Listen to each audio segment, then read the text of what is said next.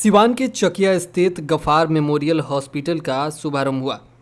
समारोह में उपस्थित हॉस्पिटल संचालक डॉक्टर मुराद अहमद ने कहा कि सिवान और इसके आसपास के क्षेत्रों में बढ़ती हृदय रोग के कारण उन्होंने पटना के बिग अपोलो स्पेक्ट्रा अस्पताल से हृदय रोग विशेषज्ञ डॉक्टर नीरज कुमार को सिवान बुलाया है, जो कि यहां पर मरीजों का इलाज करेंगे। प्रत्येक माह तीसरे गुरुवार को अपोलो स्पेक्ट्रा हॉस्पिटल के डॉक्टर नीरज कुमार गफार हॉस्पिटल में मरीजों को परामर्श देंगे, जिससे सिवान व आसपास के क्षेत्रों में उपस्थित लोगों को दूसरे शहर जाने की परेशानी का सामना नहीं करना पड़ेगा। मेमोरियल हॉस्पिटल में क्या क्या सुविधा मिलेगी और किस तरह का इलाज यहाँ पे होता है? देखिए, हमारे यहाँ सुविधा तो पूरा कुछ करके हर तरह का व्यवस्था किया जाए। जैसे कि सर आ रहे हैं पटना से हमारे आ रहे हैं अपोलो से कार्डियो के लिए, बाकी गायनी सब व्यवस्था है, गायनी का है, सर्जरी का व्यवस्था हमारे यहाँ हॉस्पिटल में है। और कम से कम रियायत में हम लोग काम करने जा रहे हैं।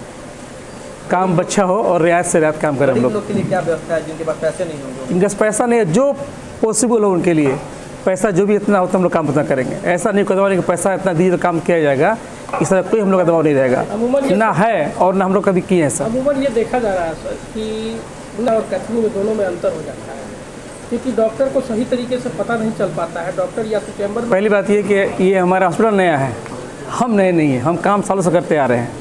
आपको पता होगा, यह पता कीजिएगा कि हम लोग का काम जो भी यहाँ से हम लोग कम में कम काम किए हैं और रियायत किए हैं हम लोग काम। ऐसा नहीं कि हम लोग आज नया खड़ा कर लिए तो पैसा लुटना शुरू कर दें। हम लोग शुरू से काम करते आ रहे हैं और रियायत ही काम हम लोग किए हैं। जो जानते होंगे हमें, यहाँ आए होंगे या मेरे से काम करवाए होंगे, तो पता चलेगा हम लोग काम में कितना रियायत करते हैं, कितना किफ़ायत रखते हैं, पूरे ख्याल रखते हैं हम लोग पेशेंट का। नहीं, आपने सिवान आता है तो सिवान को सुनते होंगे। ये अच्छा करना है, मैं आप एक जानता हूँ कि मुझे अच्छा करना है, इसका रिजल्ट जो होगा खुद मिलेगा आपको। कॉन्फ्रेंस करने का खास उद्देश्य क्या था? खास उद्देश्य ये था मेरा कि सर का आज पहला सिवान में आगमन हो रहा है हमारे हॉस्पिटल में कार्डियो से। तो हम चाहते हैं कि पेशेंट जो जाते हैं गोरखपुर पटना भागते रहते हैं, उनको ये सुविधा यहाँ दे सके। जैसे हर मंथली दवा चेक कराते हैं लोग बाहर जाकर, तो वो चीज़ यहाँ हम दे सके थे कि पेशेंट जो भी यहाँ पे आए यहाँ पर फर्स्ट एड करना करा लें। अगर वो पेशेंट ज़्यादा होता है तो फिर पटना हम लोग सर के पास रिपोर्ट करेंगे। अभी आज सर जब पहुँचे तो कितने मरीजों को देखा सर? अभी सर कुछ लोग देखे हैं, कुछ लोग बाकी है पेशेंट को देखने के लिए। महीना के किस तारीख को सर सिवान में रहेंगे? हर महीना को सर तीसरे गुरुवार को सर मिलेंगे यहाँ पे।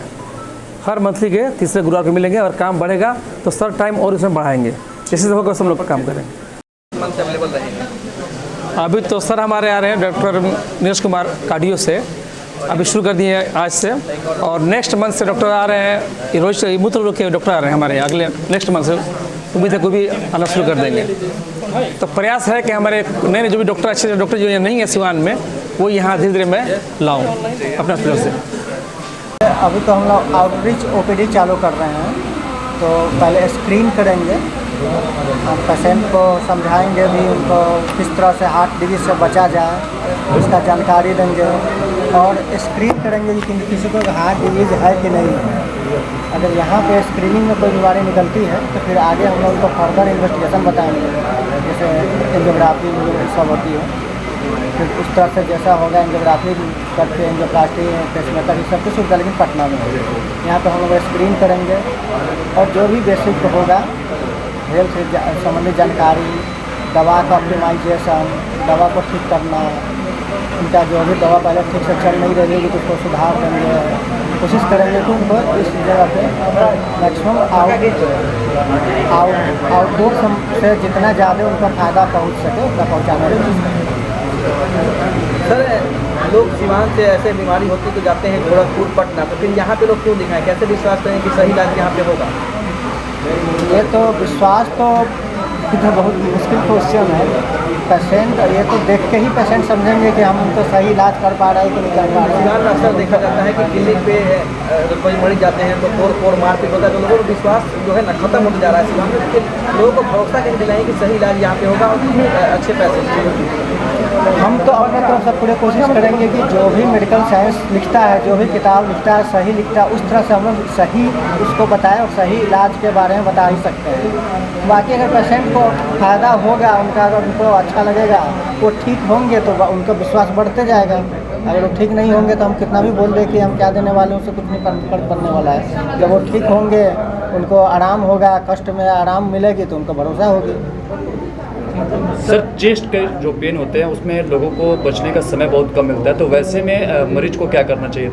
एक्चुअली चेस्ट पेन 2-3 तरीक़ा के हम लोग बोलते हैं। एक होता है टिपिकल चेस्ट पेन, है ना, टिपिकल एंजाइना बोलते हैं। इसमें है कि पैदल चलने में छाती में दर्द होती है, रुक जाने पे आराम होता है, और कभी कभी जो हम लोग नाइट्रेट का टेबलेट देते हैं, सबलिंगुअल नाइट्रेट लेने से दर्द में आराम हो जाती है। तो ये जो दर्द है, ये टिपिकल चेस्ट पेन का दर्द है। इसमें तुरंत किसी कार्डियोलॉजिस्ट या फिजिशियन से दिखाने की ज़रूरत है। सर, पटना अपोलो के बाद अब सिवान में आपके द्वारा मरीजों को कुछ सेवा दी जा रही है, ऐसे में आप क्या मैसेज देना चाहेंगे जिलेवासी को? मतलब हम लोग अब है कि महीने में एक दिन यहाँ उपलब्ध रहेंगे। जिनको भी हार्ट से संबंधित कोई समस्या हो, किस दिन सर उपलब्ध रहेंगे? अभी तो लगता है कि हर महीने के तीसरे बृहस्पतिवार को। तो हम लोग कोशिश करेंगे कि अधिक से अधिक जो भी पेशेंट हो हमसे लाभान्वित हो पाए, तो हम उसको कोशिश करेंगे। सर, भारत में देखा जाता है कि सबसे ज़्यादा जो लोग हैं वो हार्ट के मरीज हैं। ऐसे में जो युवा पीढ़ी सर हार्ट का मरीज बनते जा रहा है, किस तरीके से वो अपना ख्याल रखें कि अपने हार्ट को हेल्दी बना सके? ये भारत की बात नहीं है, पूरे दुनिया में हार्ट डिजीज़ से सबसे ज़्यादा लोग मरते हैं। ये पूरे दुनिया का डाटा है कि हार्ट डिजीज़ से सबसे ज़्यादा लोग मरते हैं। लेकिन हमारे और दुनिया में अंतर है कि हम उन लोगों से 10-20 साल पहले हार्ट की बीमारी से ग्रसित हो जाते हैं।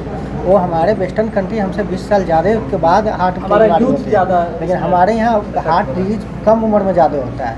हमारा खान पान और हमारे यहाँ नशा भी ज़्यादा है, सिगरेट और बाकी जो है नशा हमारे यहाँ ज़्यादा है।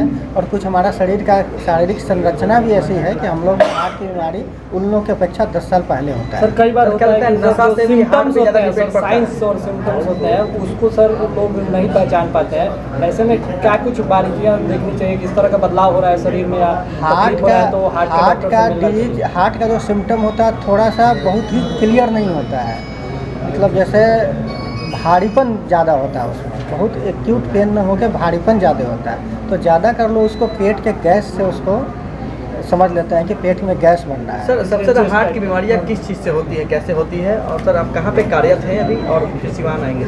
हम अभी बिग अपोलो स्पेक्ट्रा में कार्डियोलॉजिस्ट है, कंसल्टेंट इंटरवेंशनल कार्डियोलॉजिस्ट। कहाँ पे सर?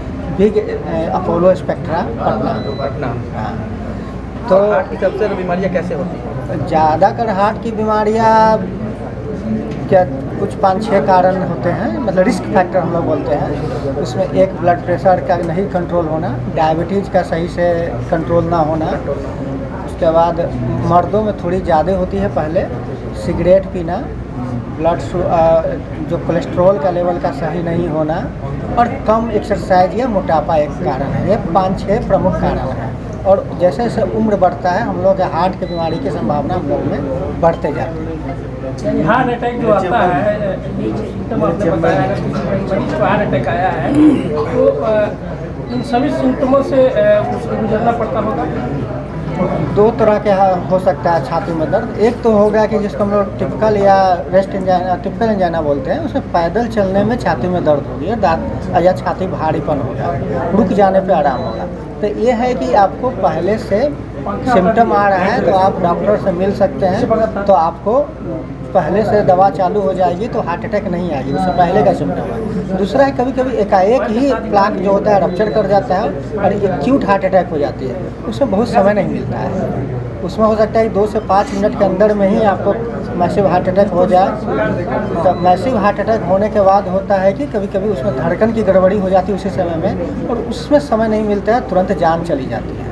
तो है कि अगर आपको छाती में दर्द हुआ बहुत तेज़ी से और साथ में अगर सांस फूल रहा है, तो तुरंत कोई भी नज़दीकी हॉस्पिटल आप चले जाइए जहाँ ईसीजी की सुविधा हो, ईसीजी हो जाए, ईसीजी को कोई डॉक्टर पढ़ ले कि इनको किस तरह की हार्ट अटैक है, तो उसके बाद कुछ बेसिक दवाइयाँ होती हैं जो फिजिशियन उनको दे दे और उनको जल्दी से कोई निकटतम हार्ट अटैक का जो पूरी तरह से इलाज करने वाले हॉस्पिटल में वहाँ चले जाना चाहिए। अगर माना जाए कि बेहतरीन इलाज अब इस अस्पताल में होगा हृदय रोग के, नहीं, हम लोग बेहतरीन इलाज तो मतलब टॉप मोस्ट इलाज तो यहाँ संभव नहीं हो पाएगा, लेकिन हम लोग बेसिक इलाज और बेसिक स्क्रीनिंग चालू कर देंगे।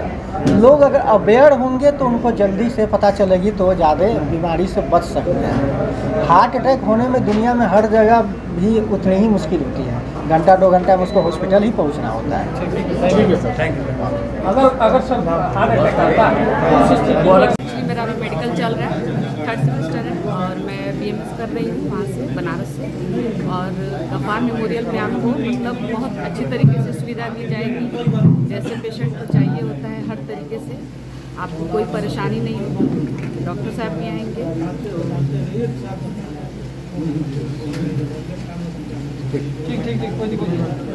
तो हमारे यहाँ जितना अच्छा से अच्छा हो सके हम लोग पूरी कोशिश करेंगे कि पेशेंट को कोई तरह का प्रॉब्लम ना हो, जो भी आए अच्छा स्वस्थ होके जाए। और पेशेंट का होता है कि बहुत स्टाफ वगैरह भी होते हैं जो अच्छे रूडली बात करते हैं, तो वो ऐसा कंडीशन यहाँ ना हो, स्पेशली हमारा गफार मेमोरियल। और आप लोग को अच्छे से अच्छे सुविधा मिले और जो भी पेशेंट आए स्वस्थ होके अच्छा होके जाए। तो हमारा गफार मेमोरियल का नाम रोशन है। बस हमारा मैम क्या लगता है कि जो मरीज़ यहाँ पर दुखी होकर आएगा वो खुश होकर यहाँ से जाएगा? बिल्कुल, ये हमारी पूरी कोशिश होगी। बाकी अल्लाह की मर्ज़ी कि हम पेशेंट को अच्छे से अच्छे मतलब ट्रीट करें और पेशेंट अच्छे से स्वस्थ होकर जाए, ताकि मतलब उन्हें कहीं और भाग दौड़ नहीं करना पड़े।